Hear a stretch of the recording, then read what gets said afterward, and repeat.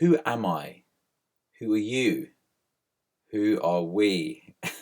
These are very profound and deep questions to ask at any time, let alone at the beginning of the week. So, if I was to ask you who you were, most likely you would say, I am Sally, I'm David, I'm Alpay.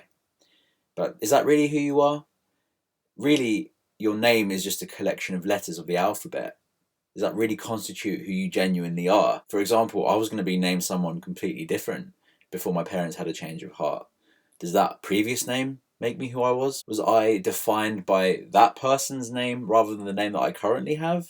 Another thing people tend to do is define themselves based on what they do for a living. So, I'm a doctor, I'm a journalist, I'm a care worker, I work in retail. Whatever it is, does that really define who you are? Were you always a journalist, care worker, what have you? So if it's not your name and it's not your occupation, all right, it's what you achieved in life.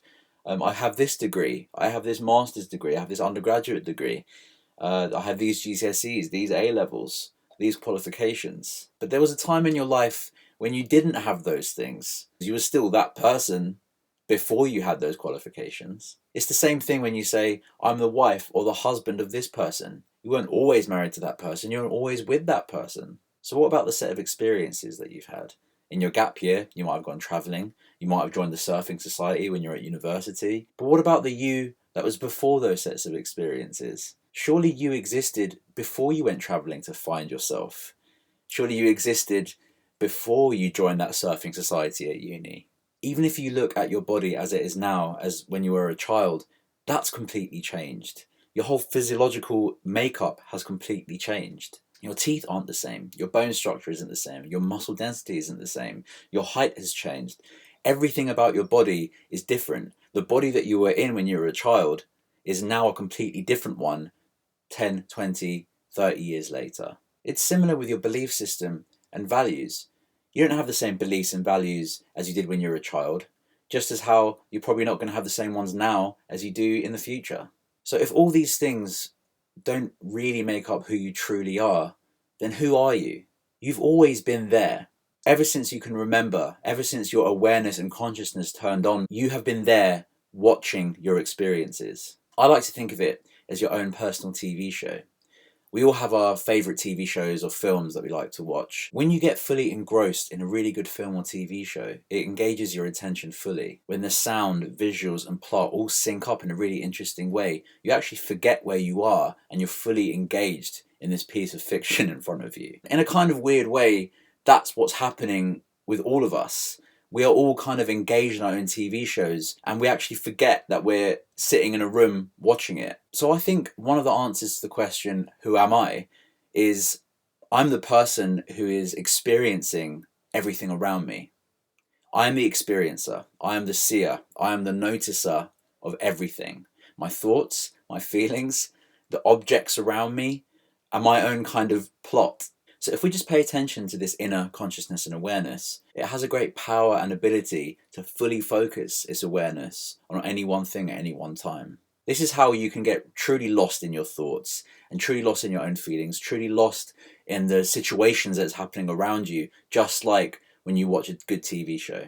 As we go through life, we're actually building our sense of self through attaching awareness to certain things that we're not letting pass through us. Each moment of your life has the potential to leave an everlasting impression on you that you just don't really let go of. It becomes a blockage. These impressions that we hold on to actually affects how we relate to the outside world. We actually begin to build a structure through this relationship, and we actually define ourselves by this structure.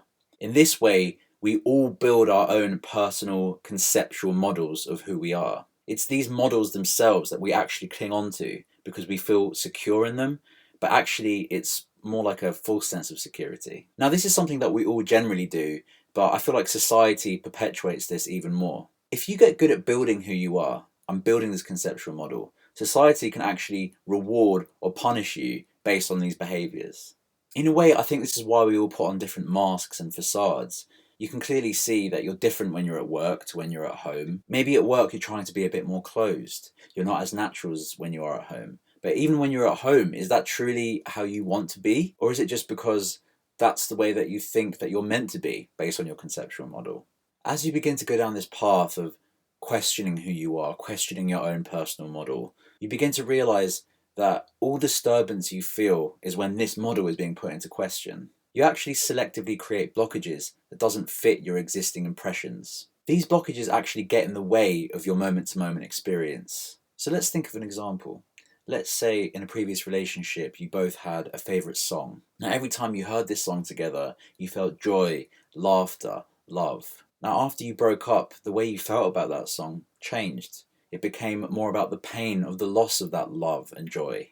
Now instead of just allowing the moment to be, allowing the song to exist, allowing yourself to actually enjoy it, you're actually blocking it. You're blocking it because of a previous pain that you're holding on to, a previous part of your model that you're holding on to.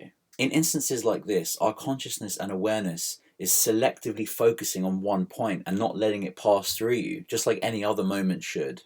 So, in order to maintain who you are, you actually cling to what you've built. You cling to this self, this idea of this person that you've become. You actually feel like you need to control everyone and everything around you in order to feel stable. If we go back to that song example, you want to turn it off because it makes you feel pain. Clinging to this built self is always a losing battle. You can never control people around you, you can never control events around you. Unfortunately, true reality will seldom fit into your conceptual model, if ever. I've come to find that a true spiritual life is one that doesn't need to define itself by this built self, but actually more by the moment-to-moment experience of life. It's by allowing each moment to pass through you without resisting it. It's about noticing, letting go, and releasing each moment as it comes. Now, this process will definitely be a very painful one because the very idea of building your conceptual self, the very reason that you do it, is through fear, is through pain. See, your psyche is a very messy place. It wants to feel like it has control. It doesn't want to feel disturbed in any way. But the true purpose is to use these moments of disturbance to remind yourself of who you truly are, the person experiencing these thoughts, experiencing these feelings, experiencing these outside objects of consciousness. This is why it's so important to just let the pain of existence be. Because when you actually get to that point, that's truly when pain can finally pass, when you can finally be free of it and actually allow joy to come in. So that's all I have to say for now on Who Am I? There's so much material out there on this subject. This is just some of the things that I've touched upon and I've learned that I feel that I'm just coming to terms with, and I feel like it's important. Hopefully through my journey I will have more things to say about this. I can make other videos about it, hopefully when I've come to terms with greater concepts and greater truths. As always, I really appreciate you watching the videos. If you're finding any use out of it, a like and a subscribe would be really greatly appreciated. But for now, thanks very much for watching and hopefully see you soon.